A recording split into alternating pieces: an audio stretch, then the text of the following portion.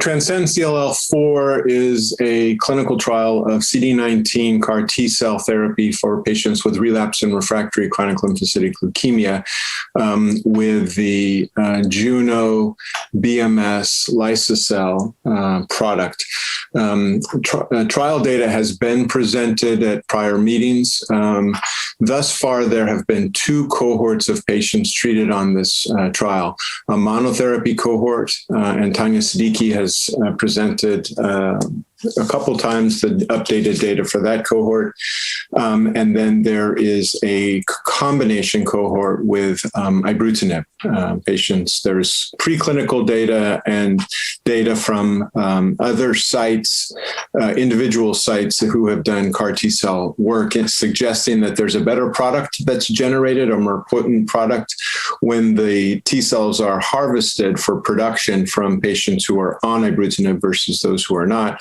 And then there's also some data that they may be more effective when given in the setting of concurrent Ibrutinib, and the toxicities may be better. So there's a second cohort that was added with Ibrutinib plus LISO-CEL, and that's what I have reported at ICML this June.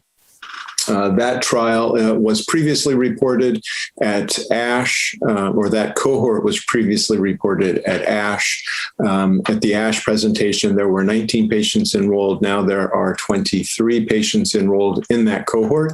And the updated data reports the safety and tolerability of LISO-CEL plus Ibrutinib in this cohort. There were 4 patients treated at the lower dose level and 19 patients treated at dose level 2, which is 100 million cells. And that's the dose that's moving forward with further expansion, is the dose level 2.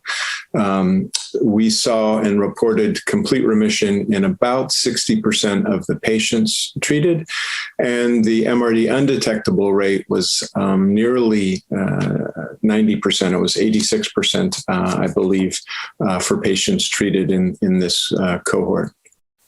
Safety was very good. The incidence of grade 3 or greater cytokine release was low, less than 5%. And actually in the 19 patients who were treated in the dose level 2 cohort, we didn't see any grade 3 or greater cytokine release syndrome. Neurotoxicity is a little bit more common, and we did report neurotoxicity, including grade 3 or greater in 21% of the patients treated in dose level 2. But those were manageable, and we managed them with our standard approaches of steroids and or tocilizumab, depending on the clinical setting. So an updated data, very active, very durable responses that we're seeing with the relatively short follow-up we have, but the median duration of response and progression-free survival, the median has not yet been reached. And so we continue enrollment and follow-up on this study, and we're excited about the prospect and advances that cellular therapy poses for patients with CLL, particularly relapsed and refractory. I should mention also that there were a number of patients with refractory disease, patients who were refractory to BTK inhibitor and or BCL2 inhibitor who responded on this study.